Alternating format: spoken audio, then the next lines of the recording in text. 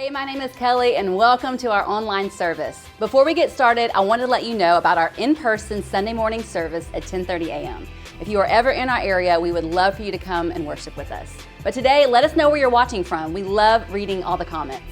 I'm super excited for you to hear today's message, so let's jump right in. Well, it's good to be back in here today. We are still in this time series. I told you guys last week, I figured the time series was gonna last about 3 weeks, and we are on week 6, and I've got about 10 more in my pocket, and so I'm excited. Next week, Pastor Bunk is gonna be sharing. I had to find out his flavor on this time thing, so he'll be with us next week, and it's good. It's really good. We kind of recap every week, and now I feel like we're so many in, we really can't do the recap like the teacher in me loves to do, but pretty much the point is, time's in God's hand and we trust God. Amen? Right? That's really the recap. And the scripture we've been using is out of Ecclesiastes chapter 3 and verse 1. And it says, for everything there is a season and a time for every activity under heaven. There's a time for everything. And the passage goes on to say there's a time to live and there's a time to die. It says there's a time to kiss and a time not to kiss. It says there's a time to mourn and there's a time to laugh. There's a time for everything in our life. And in every season that we are in, I think it's part of our call to give God our best in that season. And that's what this season has been about for me. It's really going, God, what am I doing with the time that you've given me, the time that you've given me in this season? And so today I want to talk more about giving our best to the season we're in. But I think sometimes it's hard to give our best to the season when we're in, when we're carrying things from the last season. Are you guys with me? Sometimes it's really hard to be present in this moment when part of me is present in another moment. I mean, this week I really struggled because it was spring break and I used to be a teacher. So people would say, what'd you do for spring break? And I would say, I had the whole week off and I went to the beach and I did fun things with my kids, right? And it was this crazy week. Well, this time I'm no longer a teacher, I'm a pastor and there's not really spring break for Jesus. Like you're just giving it all you got all the time, right?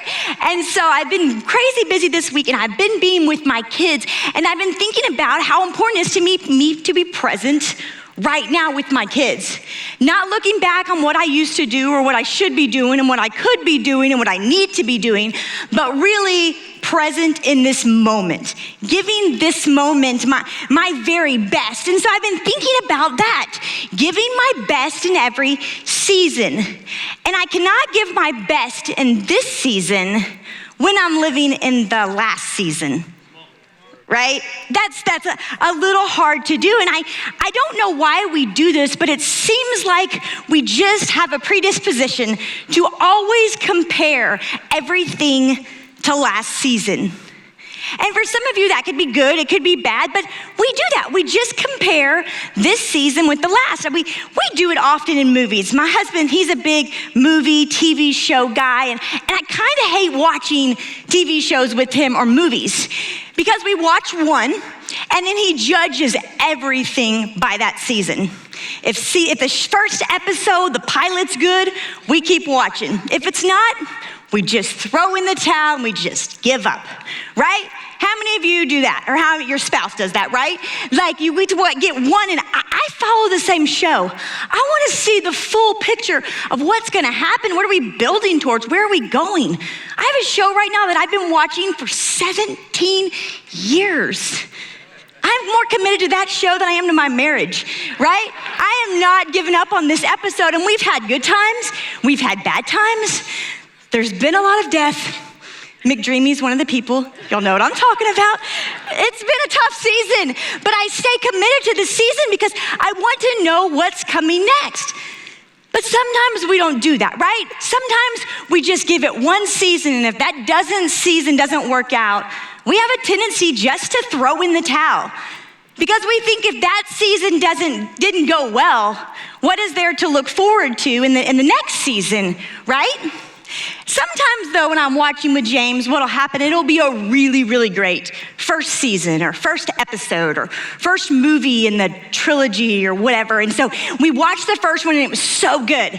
But when we go to the next episode or the next series, it can't just stand alone.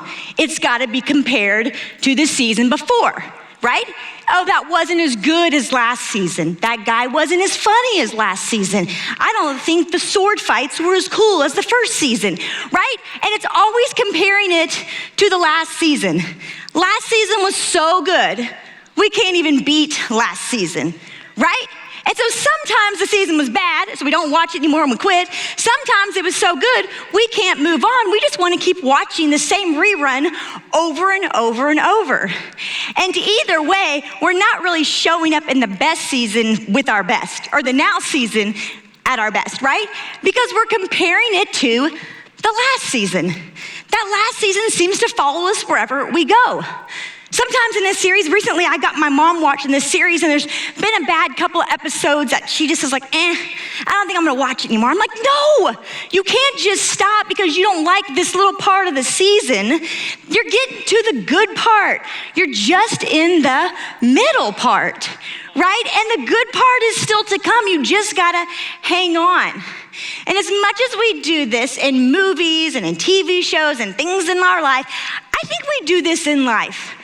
I think sometimes we go through bad seasons in our life, and we think that every season is gonna be bad, just like the last.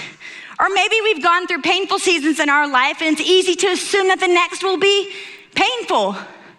Then for some of us, we've gone through really, really great seasons, and now we're growing up, and now we're adulting, and we just keep living in the past, not wanting to let go of what was for fear of what will be, because it won't be as good as the last season. Why does this last season play so much into our lives? That last season, we're always comparing that last season. And everything we do, it's the last season, and it's really hard for us to move on. And I think sometimes in our life, God says, guess what?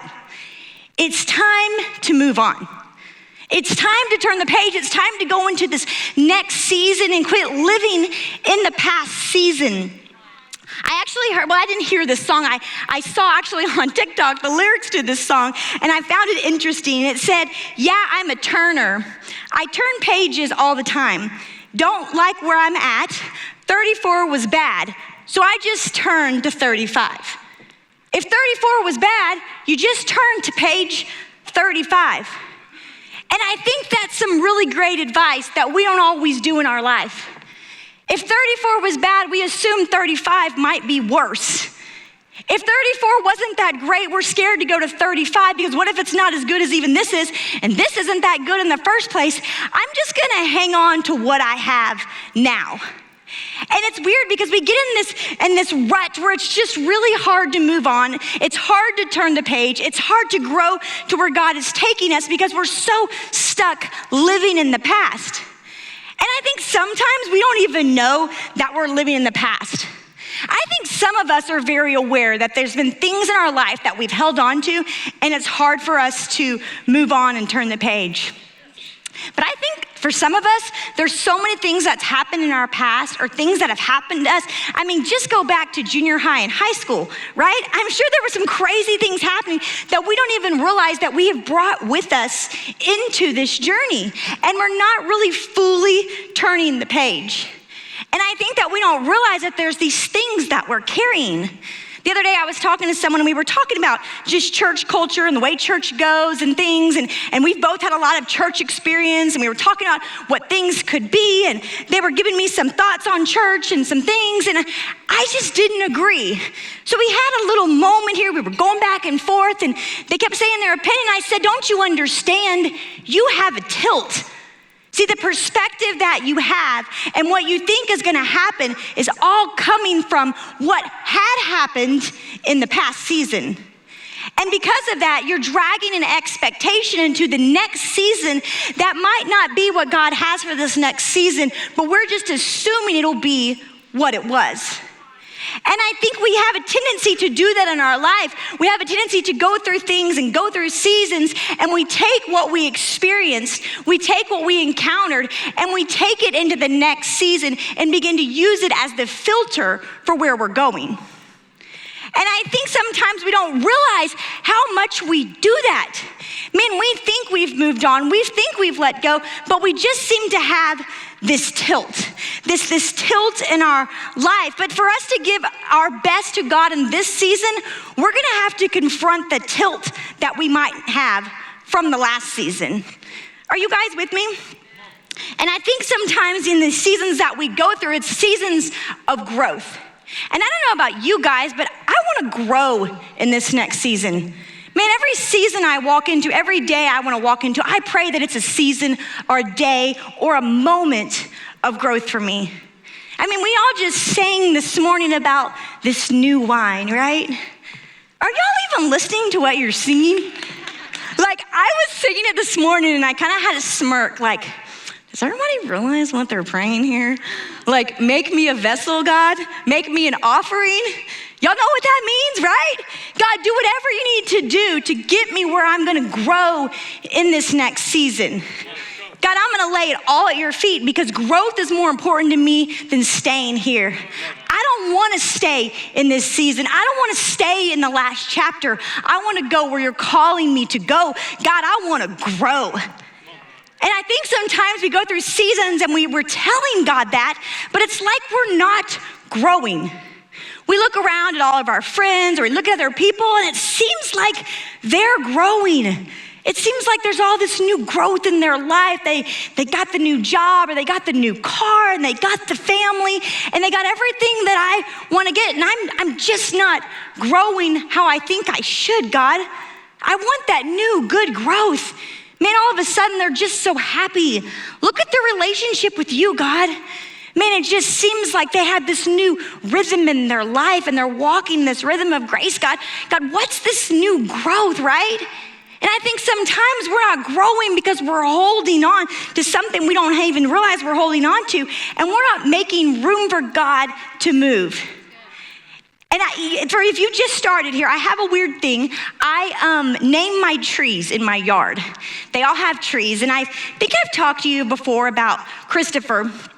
Christopher's a tree in my backyard, and he's had a rough season. We've had to move him around a little bit, and he's really had a rough winter. And I've been looking at Christopher all winter, and he just doesn't look really good. But this week, it really became evident how not good Christopher was.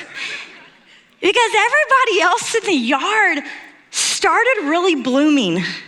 Man, everybody was putting on new growth. I have another tree named King Cypress. It's a cypress tree, very catchy. Come on, y'all. That's good, King Cypress. So King Cypress, he's little and he's small, but he has all this new growth. All of his branches are just covered in this pretty green fuzz. I can see he's growing. And then I look out there at Christopher and he's just not growing. There's something wrong with Christopher. I talk to my tree sometimes, and I tell Christopher, you're a beautiful tree. God has a purpose for you. Grow, Christopher, you can do it.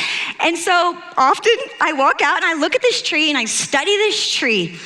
But this week it dawned on me what Christopher's problem actually is. Christopher never shed his leaves in the winter or in the fall. They never shed. I think because maybe we had planted him and it wasn't in a good spot and we moved him, maybe he was in shock. And the rest of the trees in our yard shed their leaves in the fall just like they were supposed to. And they haven't had any growth all winter, but now that it's time for growth, they have room for growth. So I had this idea. I was gonna force Christopher to lose his leaves. So I went out there and I plucked Christopher as much as I could, as high as I could reach at least. He's got some dead leaves at the top still. But I went and I plucked all these leaves off of Christopher because what I realized was that's why he's not growing. There's no room for the new leaves and he's not letting go of the old ones. And this very week of me just going and plucking those few leaves off of Christopher, all of a sudden at the ends of his branches, he's got these new little buds forming. Christopher wasn't dead. Christopher wasn't broken. He just wasn't letting go of the past. And I think sometimes we think we're dead and we think we're broken and we're looking at the condition of ourselves.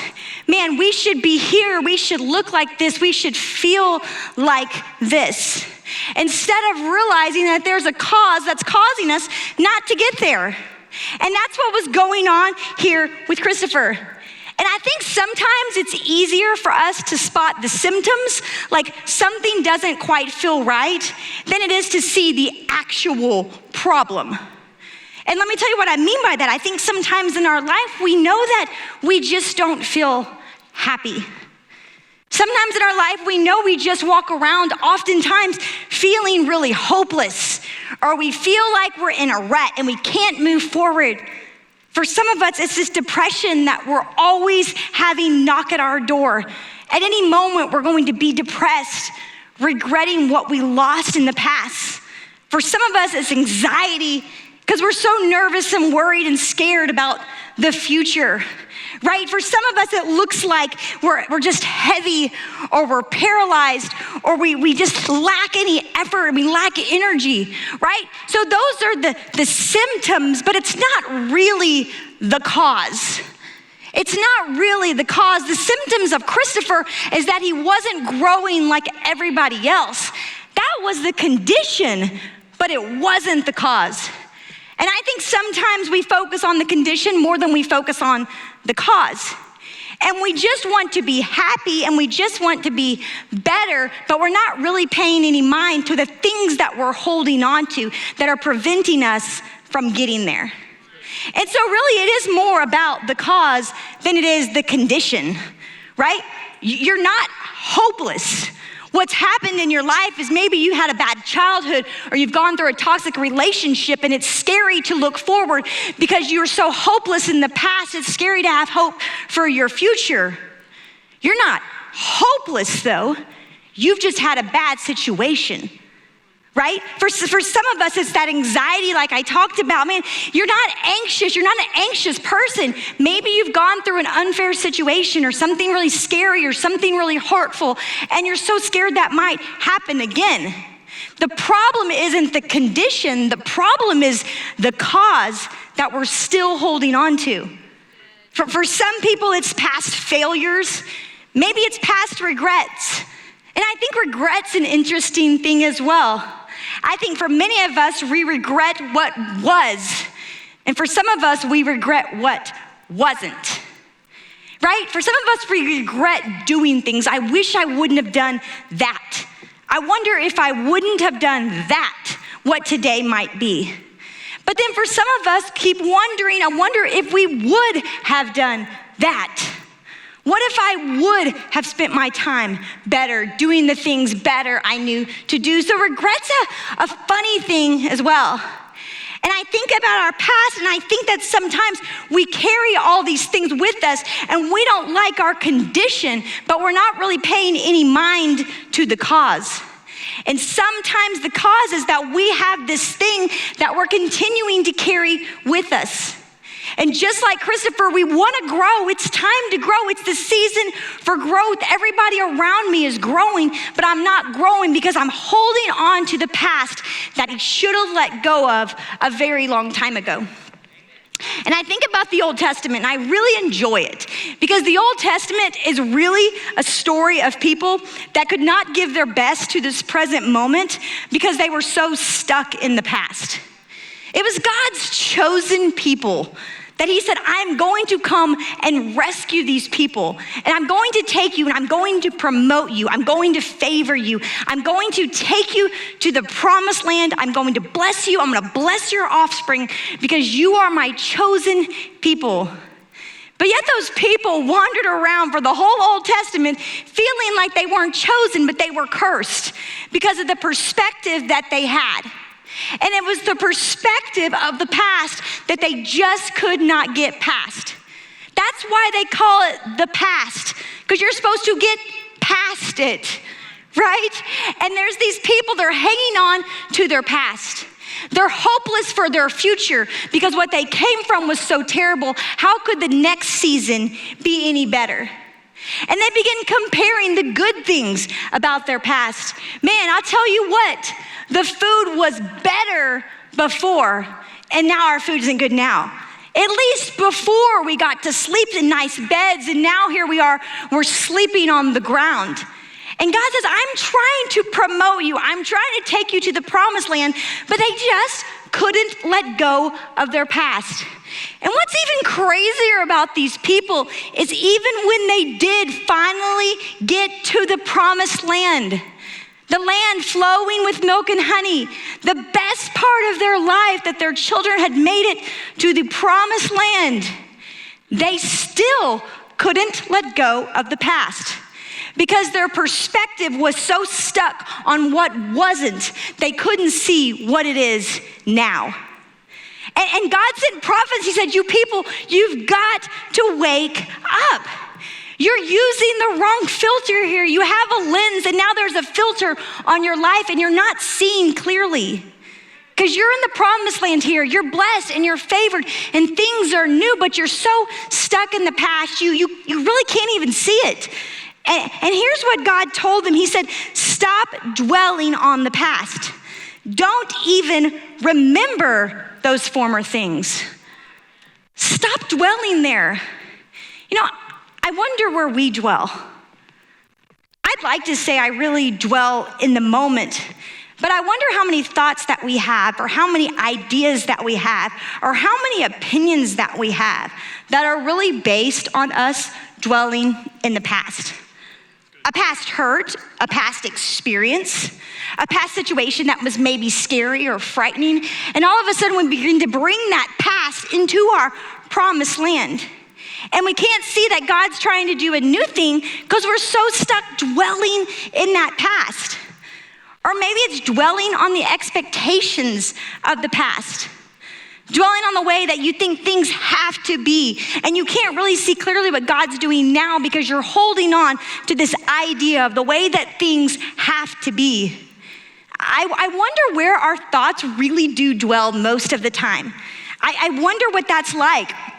And I was thinking about just my life and the things that I dwell on the most. Man, God, what is it you want me to do with these things?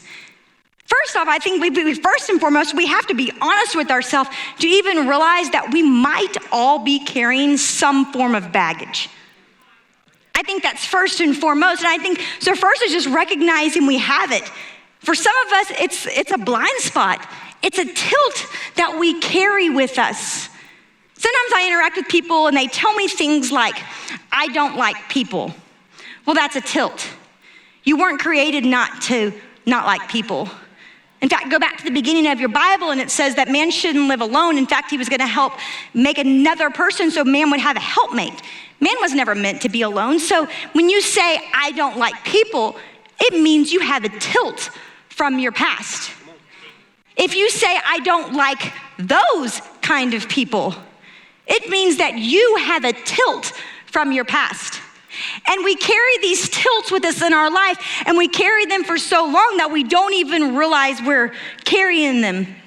So first and foremost, I think we need to be honest that we all have some form of tilt, most likely.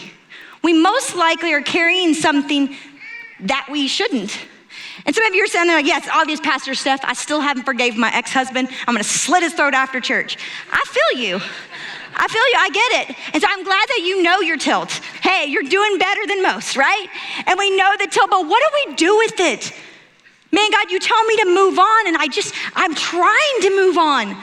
I don't wanna be stuck in the past. I don't wanna keep living my life wishing I was somewhere that I used to be or wishing I wasn't there anymore. I wanna move on, God. I was watching the other day, we went to see a movie, it was a Disney movie, and they had a Disney short, and it was this couple, and they were older now, but if they ran through the rain, they would be young and wonderful again. And then when the rain stopped, they would go back to being old again, and the wife, she was so excited. She loved the moment that she spent with the husband in the past, and she loved the idea of what their future could look like. But then the old man, he would run and run and run because he would try to outrun the rain so he wouldn't have to live in the moment because he was so stuck in the past. And it ended with the little wife sitting on a bench and she was so sad. She was so sad because she was missing out on these moments with the love of her life because he was stuck chasing the past. And I wonder how many of us are just stuck chasing the past or stuck running from the past.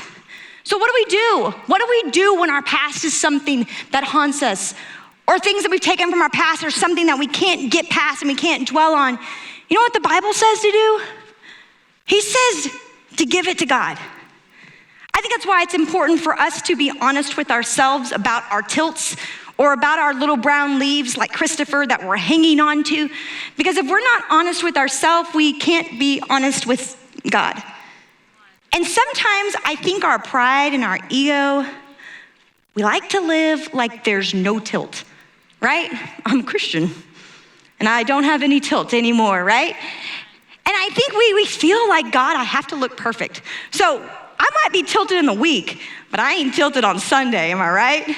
When I come to church, I'm looking good for Jesus, right? I'm coming in, I like everybody, it's a great day, we're worshiping Jesus, I'm wearing my best clothes. Like Jesus doesn't know what you're doing Monday through Saturday, right? He knows your tilt, right? He's just waiting for you to acknowledge it's there so that y'all can work through it together. And so first and foremost, I think God just wants us to be honest with him. Man, be honest, God, I'm struggling through some things. Man, I'm sure there's people sitting in this room that have something that have happened in your life and you're angry with God about it and you don't even want to tell him. Man, God already knows. God already knows everything about your past. God knows that sometimes you're disappointed in him and sometimes you're angry. And sometimes you felt like God didn't come through when he was supposed to. It's no surprise to him. But really, God can't do something with it until you bring it to him and ask him to. Right? And so instead of hoarding what we have and protecting God from our truth, we need to be vulnerable and go, God, here's the truth. Man, here's this past hurt. Here's this past thing. Here's this thing that I just can't get past. But what you do is when you give the thing to God, you say, God, here is the wrong. And you open up a door for God to make it right. And that's what God told those chosen people, the children of Israel. He told them, he said, I'm going to give you beauty for ashes. If you'll bring me your ashes, then I will give you beauty for them. He says that not only am I going to give you beauty for ashes, he says when you have shame and dishonor, I'm going to give you a double share of honor. I'm going to give you a double share of honor. But for some of us, we can't be real with God. God, I don't feel dishonored. Everything's fine. Everything's fine here. Everything's great, right? And God's going, no, just be honest with me. Man, instead of having a bad condition and all of a sudden you're not growing the way you want to, or you keep getting frustrated and yelling the way that you do, or you keep going back to the old habits that you don't want to go to. Instead, let's just be honest of where we're at so you can give it to me and I can give you something new. He says, I'm gonna give you honor where there's no honor. If you've gone without, I'm gonna give you a double portion in your inheritance. He says, if you had sorrow, I'm gonna turn your sorrow into everlasting joy. But the catch is you have to give it to him. Not take care of it yourself, not carry it. You've gotta go and give it to God and go, God, you've gotta take this. God, I've got to move on. You've gotta give it to him. And what's so amazing about our God is when you give things to God, that means that God's got it now. That means at this point, God's got it. And really what it is, it's a divine invitation for God to show up. If your kid brought you something and said, Mom, Dad, I can't fix this, but I know you can, right? You're gonna fix that. No matter what, right? Come hell or high water, you're going to fix that, right? Because it's a divine moment of going, you've got to help me, God. God, I don't want to carry this on my own. I'm bringing it to you, God. You got to make beauty for ashes.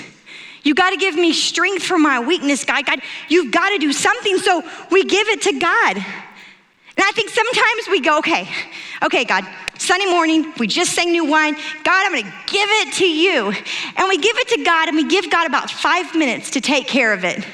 And then when God doesn't go and punish the people that we feel like needs to be punished, and God doesn't go and dishonor the people that we feel like needs to be dishonored, we go and we take it back, right? We say, God, we want you to be the judge. God, we want you to take care of this. God, we want to give this all to you, but maybe you need my help. So don't worry, God, I'm gonna stay on the case, right? God, I've got this. God, I'm gonna take care of it. But God's going, I don't want to keep working this case. Maybe I want to do something new. Something you've never thought of before. I know that you have a really cute way that you want me to work this out, but I'm God. I can do so much better, right? And that's what he was telling these people, these children of Israel that were coming out of the promised land. They kept wanting it to compare with where they were or what they had. And here's what God finally said. He said, but forget all that. Just forget it. He said, it is nothing compared to what I'm going to do. For I am about to do something new. Don't you see? I've already begun to do something new. Look around your yard, all the trees are blooming. I'm doing something new here, spring has come. But you're going to have to let go and let me do something new. I'm gonna make a pathway through the wilderness. I'm gonna create rivers in the dry wasteland. The area of your life that you felt like was dry and there's no longer any water there. It's dead and gone. He says, that's where I make rivers. He didn't go, I make rivers near the lakes and by the oceans. That's where we make rivers. He says, I go and make rivers in the dry land. He goes, I go and do the impossible. I'm the God of the impossible. But for me to be the God of the impossible, you're gonna have to give it to me. And the thing is, guys, God's really interested and really passionate about creating a new future for you. But you know what he's even more passionate about? Is creating a new you. Man, he was passionate about getting those people to the promised land, but he was more passionate about those people becoming sons and daughters. And it's the same way for us because we're the chosen people now. And here's what it says in 2 Corinthians. It says, if anyone is enfolded into Christ, he has become an entirely new person. All that is related to the old order has vanished. And behold, everything is fresh and new.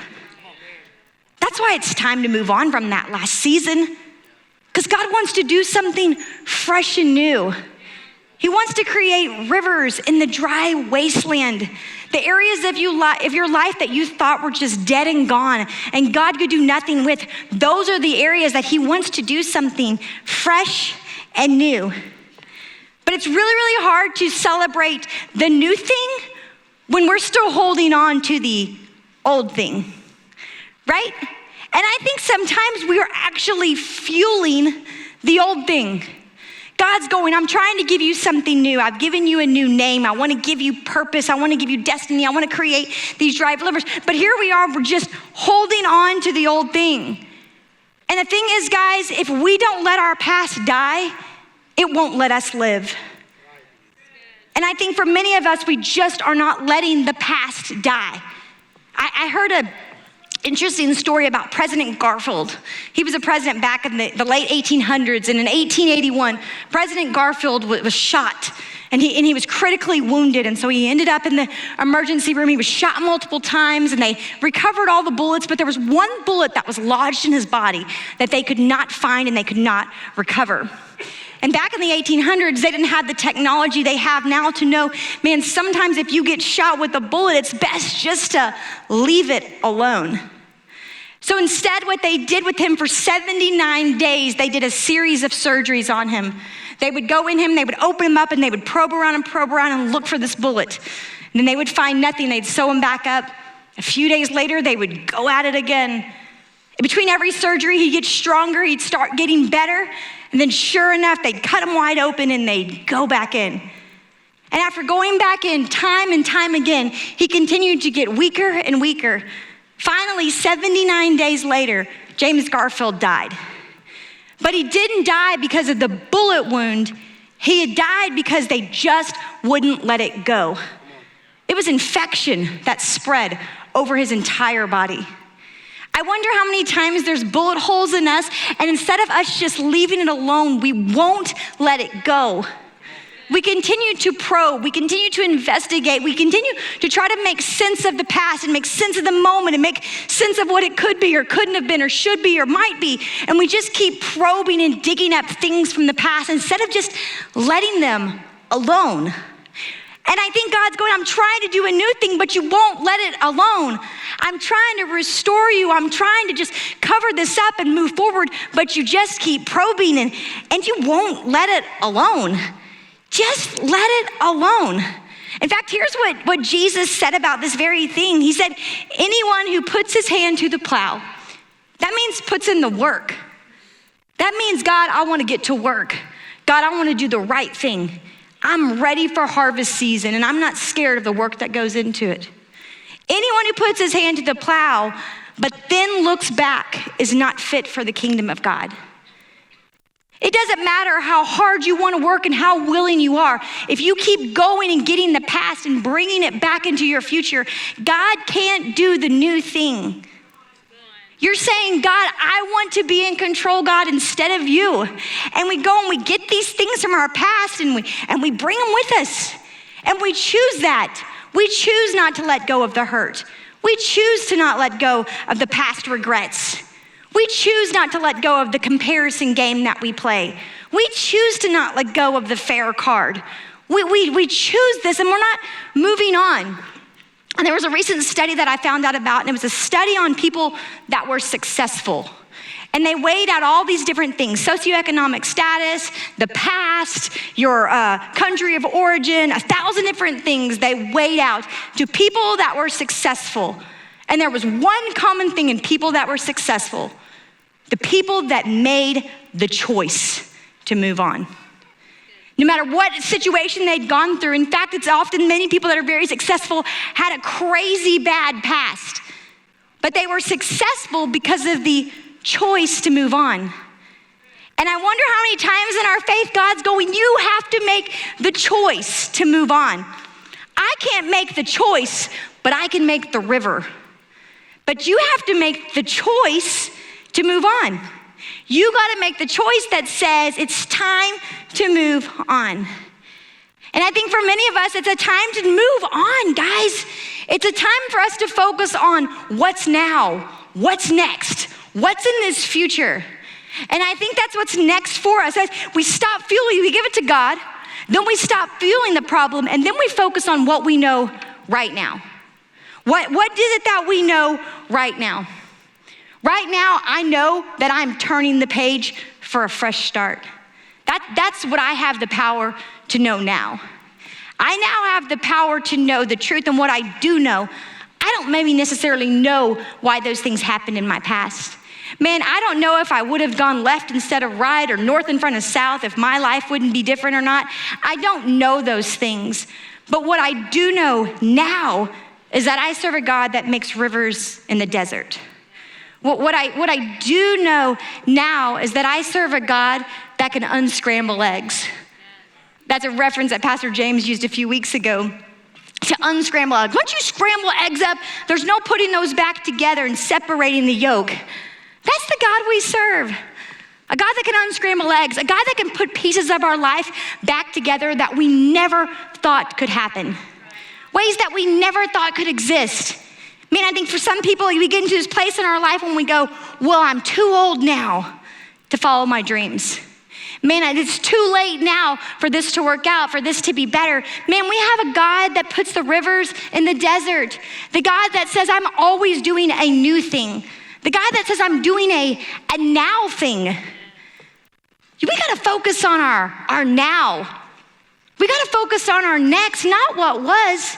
Leave the past behind us. The Bible says, shake the dust off your feet. Shake it off and move on to where God's trying to take us. It's time to move on. It's time for us to move on in our lives. It's time to turn the page. It's time for the fresh start. It's time for God to do a new thing in our life. It's time for us to be the new man that we're called to be. Not the one bringing that stuff with us, but the new man. And the truth is, guys, is everything that we've gone through has power. Every bit of it has power. Sure, it's got the power to destroy, but it's also has the power to create. The things that we've gone through has the power in our life to get us off course and ruin our future. But it's also had the power to inspire us and point us in the passionate direction that God called us to in our purpose. That's why the Bible says that God can make good out of anything. And everything, he makes it good. In every season, he can turn it into good. He can turn mourning into joy. That's who our God is. Everything can be powerful. But that's really the choice that we have to make. It's the choice that we get to make. It's why God created us, to choose. We can choose if we're gonna be pitiful or we're gonna be powerful, right?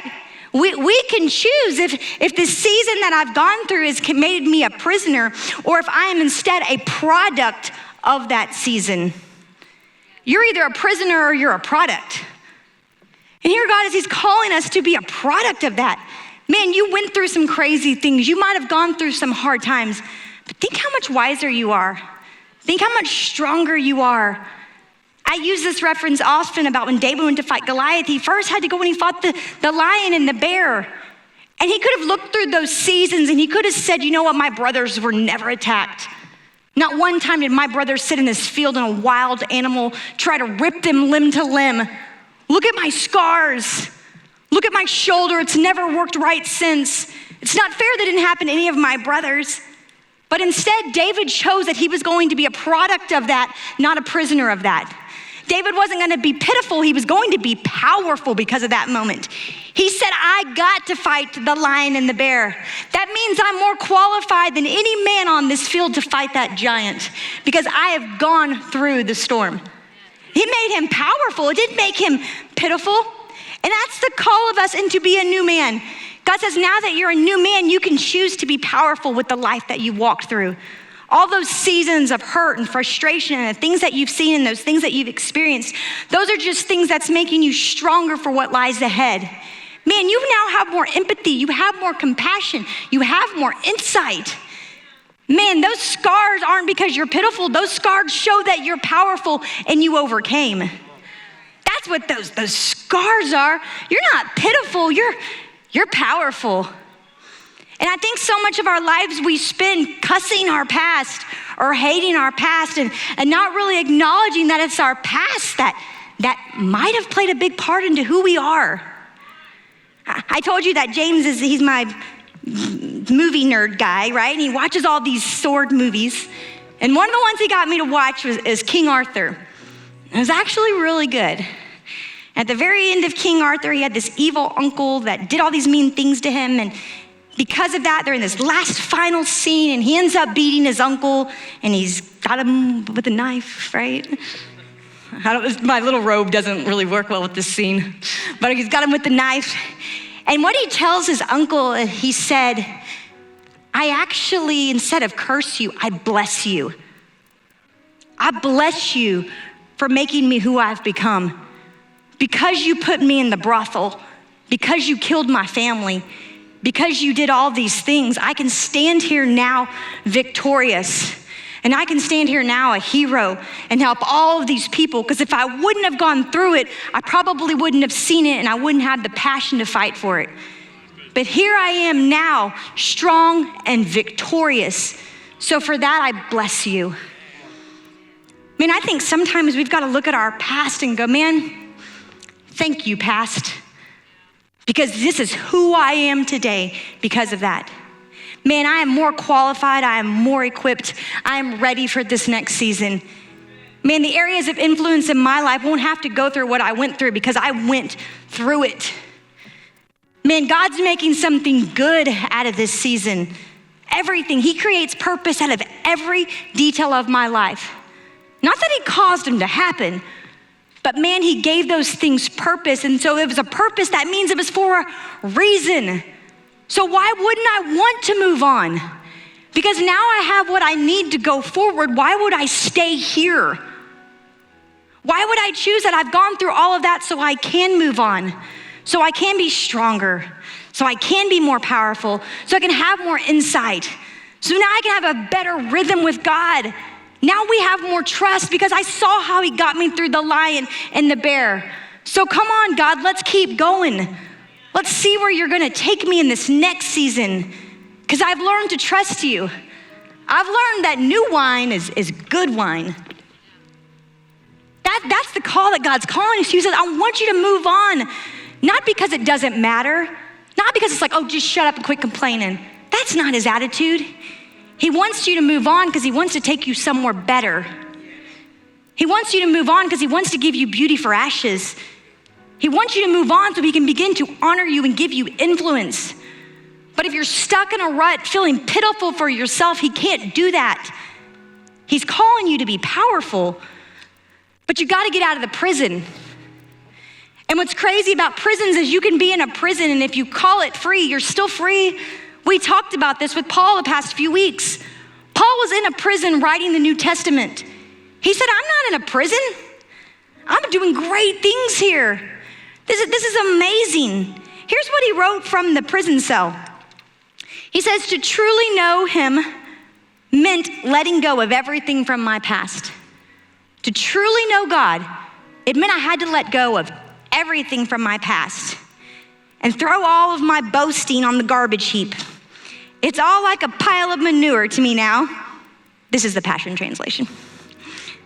So that I may be enriched in the reality of knowing Jesus Christ and embrace him as the Lord of all his greatness. A few verses later, he says, I don't depend on my own strength to accomplish this. I don't have to go figure out my past. I don't have to go make good out of it. I don't have to go finish the good work that God started. I don't have to go turn beauty into ashes. I don't have to do any of that. I just have to move on. And I have one compelling focus, to forget all the past and fasten my heart to the future instead. That's my job. That's my focus, to let it all go and fasten my heart to the future instead.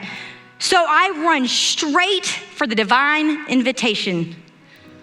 Straight for the divine invitation of reaching the heavenly goal and gaining the victory prize through the anointing of Jesus.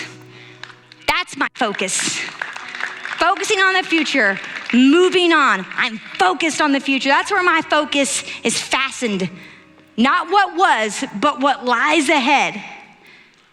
And Paul continued to say this until the day he died.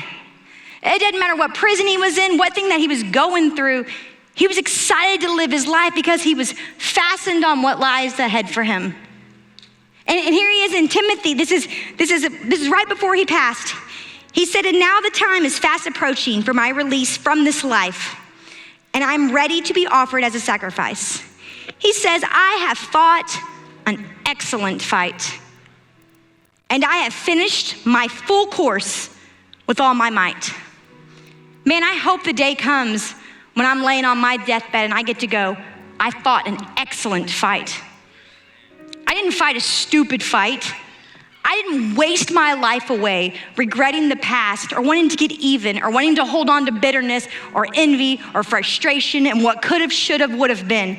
Instead, I fought the excellent fight that was right in front of me. I just kept moving forward my whole life. I finished the full course with all my might. The full course. Man, God has a full course designed for your life. Are you running the full course? Or did you get stuck on lap one and you're just there running in circles instead of running the full course? I know I want to say I ran the full course. I wasn't distracted. I wasn't torn down, disheartened. No, I was fastened on my focus of the future, and I was running my full course. He said, I've finished my full course with all my might, and I've kept my heart full of faith. To run your whole course full of faith. It's interesting because it doesn't seem like Paul ran a full course. In fact, if you know much about Paul, he was a murderer into his middle age, probably. He was a murderer. Sounds like he wasted a lot of time. But it says, I ran my full of course, and I kept my heart full of faith. Because the time that Paul decided he was gonna be a new creation, he decided to start running. And he wasn't gonna let anything from who he once was stop him from running that full race. And he says, and now I'm still focused on what lies ahead of me. I'm still excited because there's a crown of righteousness waiting in heaven for me. There's always something that lies ahead. You just gotta fasten your focus to it, to what lies ahead. And I know that my Lord will reward me on his day of righteous judgment. And this crown is not only waiting for me, but for all of you. That's the crown that's waiting for us. That's the race that lies ahead of us. Man, we've got a full race to run. And it's a good race. It's a powerful race. It's a purposeful race. So we run this race, and this race has purpose, this race has call, this race has destiny. And when we get to the end of the race, we ran our full race, and there's this crown waiting for me. There's something that lies ahead, and I gotta keep fighting for it.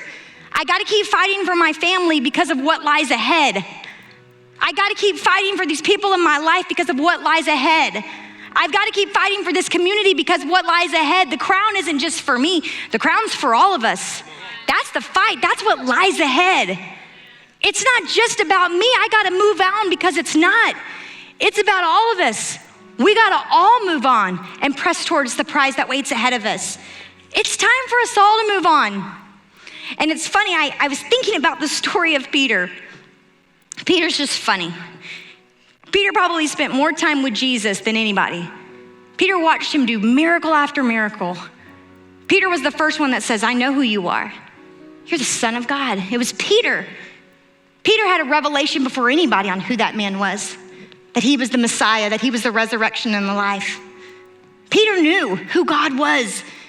Peter knew who Jesus, the Son of God, was. Peter knew. And as much as Peter knew, he still got so stuck in the past and his idea of who this Jesus would be. He knew he was the Son of God, but he had his own idea of what this would need to play out like. And before Jesus would be crucified, he said, Peter, before I even get crucified, you're gonna deny me 3 times. Peter said, no, Jesus, I would never. I'm running the race. I'm focused on what lies ahead. And he says, no, you aren't.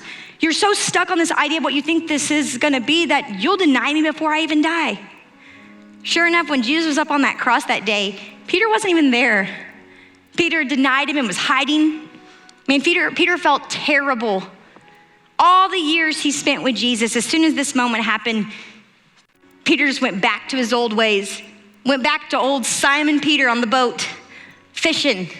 Old Simon was his name. And it's funny, I always question why Jesus came back in the resurrection. Because really a lot of things happened at the cross. It said it was finished at the cross. And I'm sure there's many reasons that Jesus came back for resurrection. But I think one of those was stinking Peter. He said, Peter, you were the guy I was gonna build my church on. That's why I called you Peter. I had a lot in your hands, Peter. So here Jesus dies on the cross, goes down, conquers death, hell, and the grave, and he peeks up to see what's going on at earth. And if everybody was running their race, and there Peter is, he's on a stinking boat again. I think Jesus came back for Peter. He came back and he went and he found Peter and he pulled Peter off that boat. And 3 times he told Peter, Peter, if you love me, go feed my sheep, go run that race, move on. He told him to move on 3 times because it was 3 times of grief that he was holding on to. The 3 times he denied Jesus, Jesus told him then 3 times to move on. Let go, Peter, you gotta move on. As crazy as Peter is though, I'm so glad that Peter decided to move on because Peter finally got it. He finally moved on. And because Peter moved on, it says he was the rock that God would found his church on. Maybe we're here today because Peter moved on. I wonder if there's someone on your future that's counting on you to move on. Move on, get up, get going, run your race because there's people behind you that are relying on you to run that race. So today I hope you're encouraged in this time series. I hope today that you realize that there might be things in our past, but we gotta move on. And we gotta be like Paul. We gotta press ahead, and we gotta fasten our eyes to the future that lies in front of us. If you guys will stand with me this morning. Father God, we just come to you today. God, do some heart surgery on us, God. If there are things that we're holding on to, and if it's even a little bit, God, and it's getting in the way of our perspective for what lies ahead, God, let us find that thing. Holy Spirit, get it out of us, God. And then, God, give us the courage to give it to you and place that thing in your hands. God, this is a divine invitation for us to place this situation in your hands and you to do what only you can do for it. For you to turn the ashes into beauty. For you to make rivers in the dry areas of our life that we thought would never come back to life. God, this is our divine invitation. And God, what we're gonna focus on isn't fixing the past. What we're not gonna focus on is getting even. What we're not gonna get focused on is holding people accountable for the things that they did that were wrong. No, instead, guys, what we're gonna focus on is fixing our thoughts on you, the author and the finisher of our faith. God, we're gonna give this situation to you. And God, instead, we're gonna keep pressing towards the mark ahead of us, pressing towards the future and fixing our eyes on you because you are the author and the finisher of our faith. And we thank you for what you're doing in our lives. God, we thank you in this season. God, we're Christopher today. Pick off all those brown leaves so that our growth can start today, fresh and new. And we thank you for what you're doing in Jesus' name. Thank you so much for watching with us. I hope you enjoyed the message today. We always want to give you an opportunity to be a part of what God is doing, and there is always something going on around here to be able to sow into. So if you'd like to give, you can text LS Church to 77977 or head over to our website at lschurch.tv. Again, thanks for watching, and we hope you'll join us again next week.